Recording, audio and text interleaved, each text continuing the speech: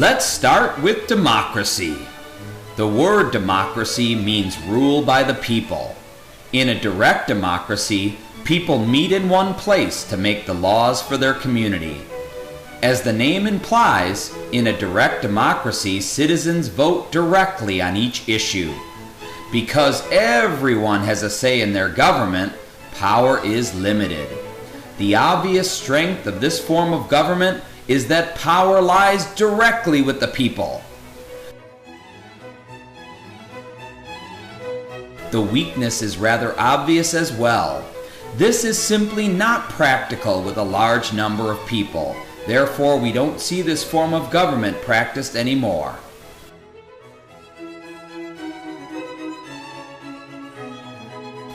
An example of a direct democracy is ancient Greece.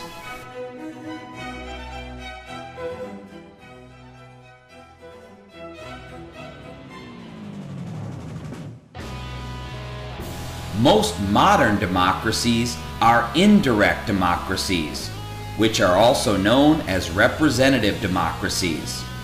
Since it is usually impossible for all members of society to meet as a group like they used to, instead, they elect fellow citizens to represent them.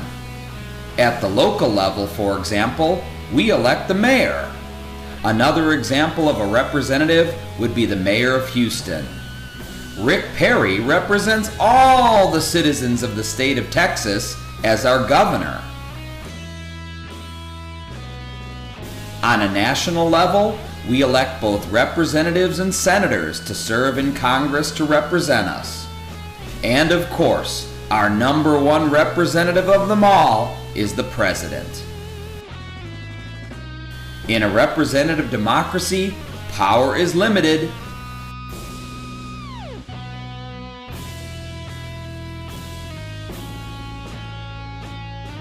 And it features rule by many.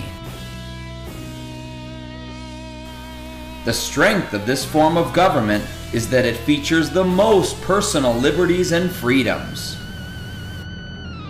The weakness is that it simply takes much longer to make laws and also transition from one leader to the next.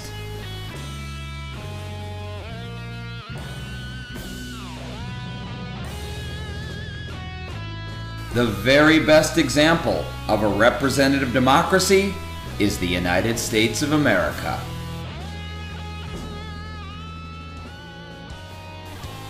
The next form of government we've learned about is the monarchy. Here's a question. Who knows who's in charge and has all the power in a monarchy? That's right, it's the king or queen. But it's not this king. Nope, not this one either. Probably not this one. And definitely not this one. Ah, that's more like it.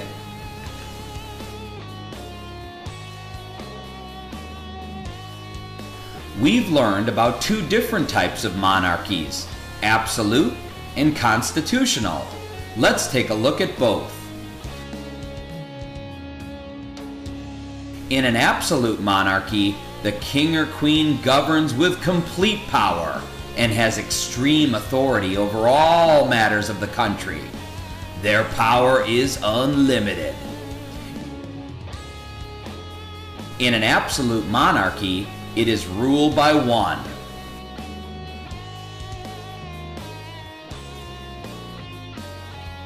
A positive point about absolute monarchy is that this can be a very smooth-running, efficient form of government, if governed correctly.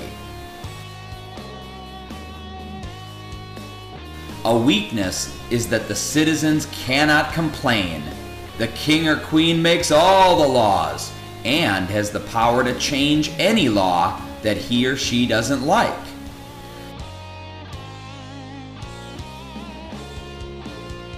Today, an example of an absolute monarchy is the country of Saudi Arabia.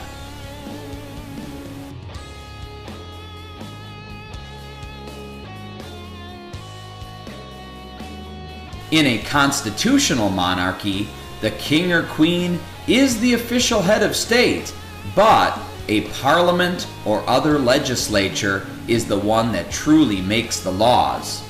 In this form of government, power is limited. The king or queen is not free to do as he or she chooses. Much like representative democracy, constitutional monarchy features rule by many. Constitutional monarchy also offers a great deal of personal freedoms and liberties to its citizens. A weakness is that there is usually an inadequate distribution of wealth.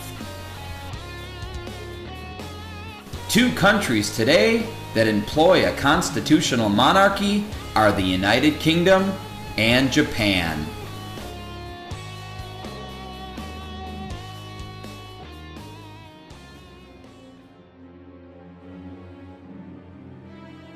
Now let us examine fascism, a political philosophy that promotes a strong central government controlled by the military and led by a powerful dictator.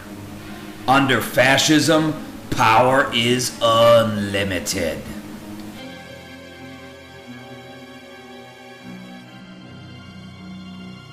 Fascism features rule by one or few.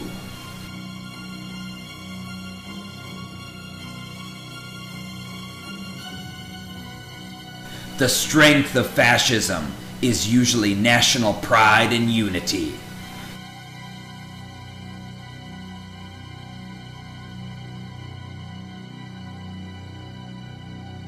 The weakness of fascism is the people are forced to give up their rights.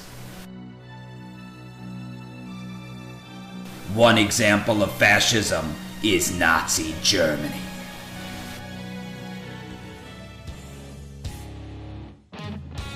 The next form of government is communism, a political and economic system in which all factors of production are collectively owned and controlled by the government. In this form of government, power is unlimited. Much like fascism, communism features rule by few. One strength of communism is that a poor nation can gain economic growth more rapidly. One weakness is that there is no incentive for an individual to do well, work hard, or succeed. Today, you can find communist countries in North Korea and the island country of Cuba.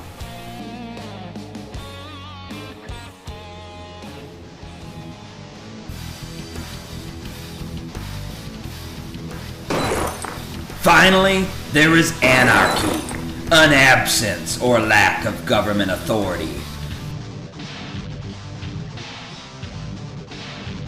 Power is not really limited or unlimited because anarchy features rule by no one.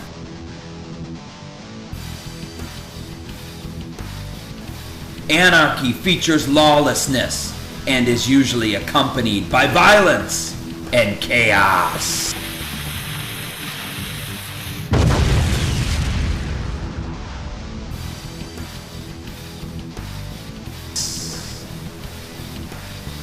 Now let's turn things back over to the ultimate authority, your teacher.